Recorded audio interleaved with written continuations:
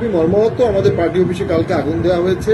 তবে আমরা পুলিশ বাহিনীর প্রতি কৃতজ্ঞ। তারা অতি দ্রুত সময়ের মধ্যে এসে পরিস্থিতি নিয়ন্ত্রণ করেছে এবং পানি দিয়ে আমাদের অফিসের আগুনটাকে নিভিয়েছে। আমরা নেতাকর্মীকে বলবো, আপনারা শান্ত থাকেন, আইনের প্রতি শ্রদ্ধাশীল থাকেন এবং আমরা মনে করি যে অনেক মহল বলছে জাতীয় পার্টিকে ব্যান করার জন্য। আমরা মনে করি আমরা কোনোভাবেই সন্ত্রাসবিরোধী কোনো কাজ কখনো করিনি। ওই আইনে বা বিশেষ ক্ষমতা আইনে আমাদেরকে ব্যান করা বা আমাদের কার্যক্রম নিষিদ্ধ করার কোনো আইনগত দাবি উঠতে পারে না। পাশাপাশি আরপিওর মধ্যে যে ধারাগুলো আছে, যে কাজগুলো করলে আরপিও একটি নিবন্ধিত দলের নিবন্ধন বাতিল করতে পারে, তার কোনোটার মধ্যে জাতীয় পার্টির কোনো অভিযোগ নেই।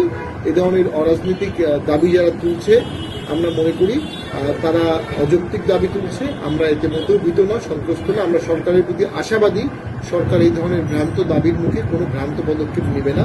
আর আমরা জাতীয় পার্টির নেতাকর্মীরা সারা বাংলাদেশে সদা প্রস্তুত থাকবেন।